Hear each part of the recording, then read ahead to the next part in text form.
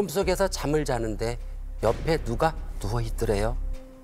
여자는 남편인 줄 알고 끌어안았답니다. 그래서 옆을 쳐다봤더니 남편이 아니라 어린아이로 보이는 시체가 있었다는 거예요. 그 어린아이 시체는 여기저기 썩어서 구더기가 가득했는데 하필이면 눈을 부릅뜨고 있었다고 하더라고요. 여자는 소리를 지르며 잠에서 깨어났다고 했어요.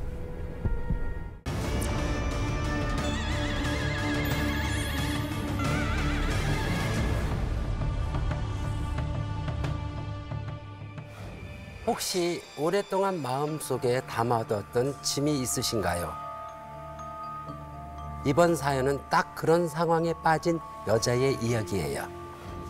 한 중년 여성이 신당에 점사를 보러 왔는데 대뜸 제가 지은 죄가 있어서 저희 가족이 힘든가 봐요 이러는 거예요. 형부를 사랑해요? 그러니까요. 그러더니 그동안 있었던 일을 얘기를 해주더라고요. 이 여자는 사랑하는 사람과 결혼한 뒤 오랜 노력 끝에 아들을 가졌고 남부럴 것 없이 삶을 살았다고 했어요. 그런데 최근부터 이상한 일이 벌어지기 시작했던 거예요. 중학생인 아들이 학교에서 친구랑 놀다가 다리가 부러졌대요. 아이고야. 뭐 이거는 남학생이고 하니까. 병원에서 치료받고 있다고 연락이 왔는데 여자는 업무 미팅 때문에 당장 나갈 수가 없어서 남편한테 한번 가보라고 한 거죠. 그래서 남편은 반차를 쓰고 바로 병원으로 달려갔는데 가는 길에 그만 교통사고가 난 거예요. 결국 부자간이 나란히 병원 신세를 졌다고 하더라고요. 아이고. 아버지까지. 연달아 사고. 아이고야. 그런데 그 맘때쯤 여자가 이상한 꿈을 꾸기 시작했다는 거예요. 꿈속에서 잠을 자는데 옆에 누가 누워있더래요. 여자는 남편인 줄 알고 끌어안았답니다. 아이고. 남편 병원에 있는데. 꿈. 꿈속에 쏙 들어오는 게 느낌이 이상했대요. 남편 아니다. 남편 아니야.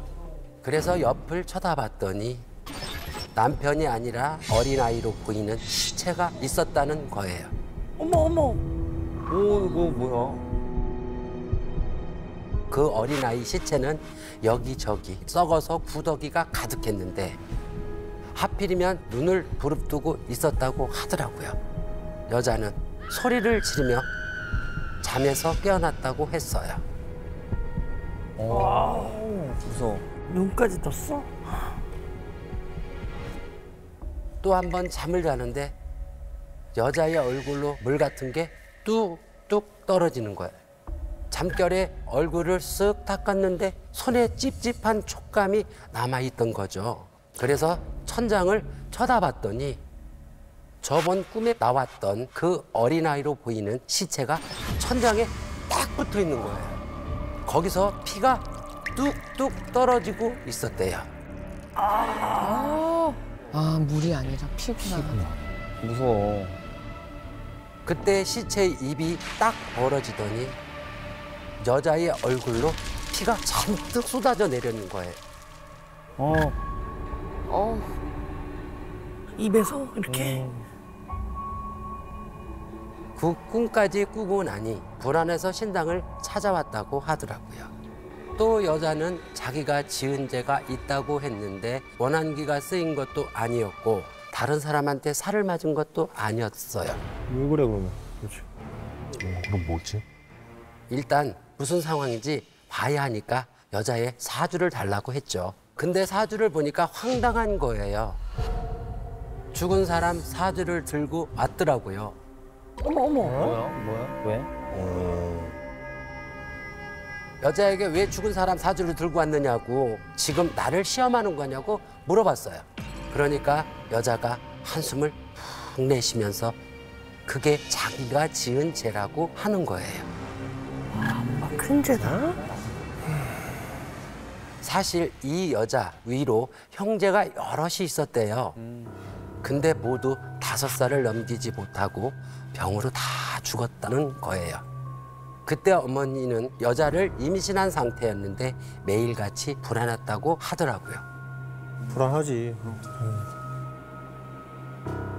그 순간에 할아버지가 해결책을 찾아왔다면서 어머니를 불러서 무슨 종이를 쓱 내밀더래요. 거기에는 작년에 죽은 딸 사주가 적혀져 있었다고 했어요. 뭐지? 왜 갖고 왔지 그걸? 알고 보니 할아버지는 죽은 사람의 사주로 살면 오래 산다는 얘기를 들었다고 하더라고요. 어? 그런 게 있구나. 옛날에 그런 게 많으니까. 저승사자를 피해. 그래서 여자는 때마느라. 그래서 여자는 죽은 언니의 이름과 생일을 물려받은 거죠. 다행히 여자는 5살을 무사히 넘기고 건강하게 잘 자랐대요. 그런데 여자는 죽은 언니의 사주를 빼앗아 산 게 자기 업보라고 눈물을 뚝뚝 흘렸어요. 아이고야.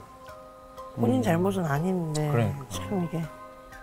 꿈에 나왔던 어린아이 시체도 5살 되기 전에 죽은 언니 같다면서 언니가 자기 걸 빼앗아 갔다고 생각하곤 그 분풀이를 하는 것 같다고 했어요. 아, 좀 그러네. 왜 죽은 언니의 삶을 뺏었다고 생각하느냐? 꿈에 나온 건 죽은 언니가 맞지만 그것은 언니가 마지막으로 준 선물이다. 뭐야? 왜? 그 꿈은 앞으로 좋은 일이 있을 거라는 신호를 주는 길몽이라고 얘기해 줬어요. 길몽이야? 아, 난 괜히 무서워하고 있습니다. 시체를 끌어안 꿈이나 남이 피를 흘리는 걸 보는 꿈은 길몽이에요. 반대구나. 시체도 재수고 시체 안에 구더기는 더 재수고 돈을 맞대 재물을 뜻해요. 죽은 사람 나온 게 나쁜 건 아닌가 보네. 피 나오고.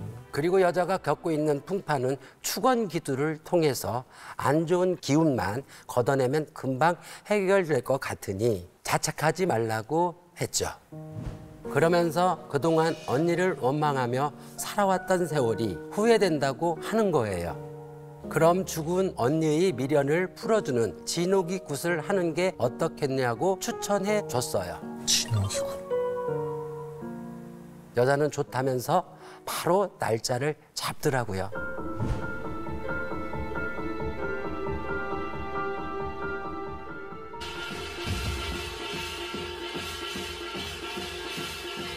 얼마 후 여자한테 전화가 왔는데요. 축원 기도를 올린 뒤 가족이 더 이상 다치는 일은 없었다고 하더라고요. 지금도 종종 여자는 언니를 위해 정성을 들이려고 신당을 찾고 하는데요. 그때마다 남편의 승진 소식에 아들의 대학 합격 소식까지 전하면서 행복한 삶을 살고 계신답니다. 아, 다행이네. 그러니까. 아이, 귀신 나올 때만 해도 무서운데. 그러니까 근데 왜 여자 그 분의 형제들은 5살을 넘기지 못하고 세상을 떠난 건가요? 사실은 이 집안의 세존단지를 모시고 빌던 집이었어요. 세존단. 세존단지? 세존단지?